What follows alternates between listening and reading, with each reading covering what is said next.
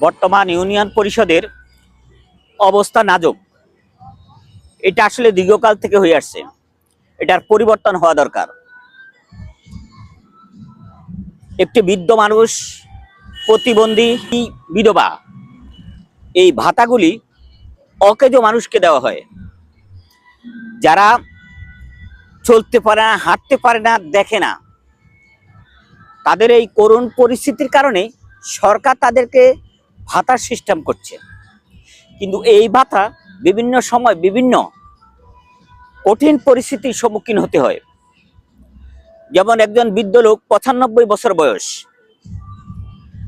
তার ফিঙ্গারে কাজ করে না, ৩ বছর পর্যন্ত সে তার টাকা উত্তোলন করতে পারে না। সেই লোকটি ঢাকা থেকে বারবার ৯ বার এসে তার নামে নেওয়া হয়েছে। এই ট্রান্সফারের মাধ্যমে ভুক্তভোগীর টাকাটা তার অ্যাকাউন্টে আসবে।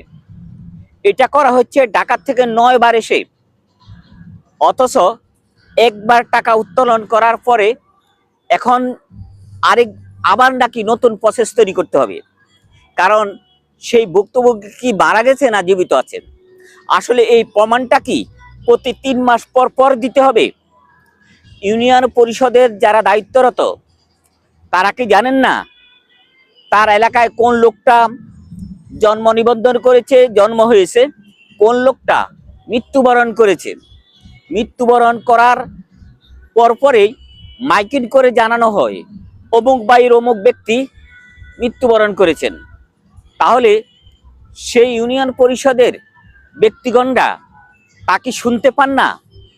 ৩ মাস পর পর তাদেরকে অবহিত করতে হবে যে এই ব্যক্তি মারা গেছেন বা জীবিত আছেন, যার কারণে প্রতিনিয়ত এই প্রত্যেকটা প্রসেস এইভাবে করতে হবে। যখন আমি এই বিষয়ে জানার জন্য ইউনিয়ন পরিষদে গেলাম, তখন তাদের মাধ্যম থেকে জেনে আমি উপজেলা সমাজসেবা অফিসারের কাছে এই বিষয়ে জানতে গেলাম। তিনি বলেছেন, যদি আপনার পূর্বের কাগজপত্র সবকিছু ঠিক থাকে তাহলে তো দ্বিতীয়বার প্রসেসিং করার কোনো প্রয়োজন বলে মনে করে না। তাহলে এই প্রয়োজন কারা মনে করছেন? কারা এই ভুক্তভোগীদেরকে বারবার হয়রানির শিকার করছেন? তাই আমি বাংলাদেশ সরকারকে সমাজসেবা মন্ত্রণালয়ের অধীনস্থ